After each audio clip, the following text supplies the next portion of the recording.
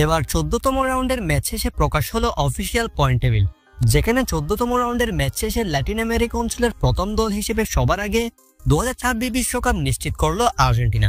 দর্শক, ইতিমধ্যে অফিসিয়ালি 2026 বিশ্বকাপে কোয়ালিফাই করে ফেলেছে আর্জেন্টিনা। তাছাড়া পয়েন্ট টেবিলে কে কত নম্বরে আছে আর আর্জেন্টিনা কেমন অবস্থান করছে? দর্শক, ফিফার চলতি উইন্ডোতে দুটি ম্যাচ খেলেছে আর্জেন্টিনা। প্রথম ম্যাচে শক্তিশালী উরুগুয়ের বিপক্ষে এবং এর পরের ম্যাচে ব্রাজিলের মুখোমুখি হয়েছে আর্জেন্টিনা, যেখানে প্রথম ম্যাচে উরুগুয়েকে তাদের ঘরের মাঠে 1-0 গোলে পরাজিত করেছে আলবিসেলেস্তারা।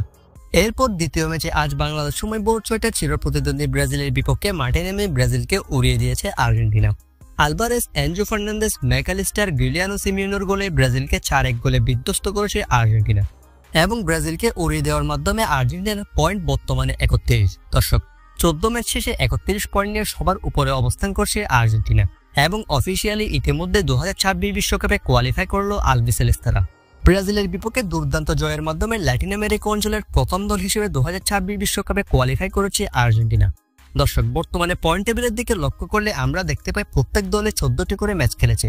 14 ম্যাচ শেষে আর্জেন্টিনার পয়েন্ট 31 পয়েন্ট নিয়ে 1 নম্বরে তারা। 2 নম্বরে আছে ইকুয়াডর, 3 নম্বরে উরুগুয়ে এবং 4 নম্বরে আছে ব্রাজিল, 5 নম্বরে আছে প্যারাগুয়ে।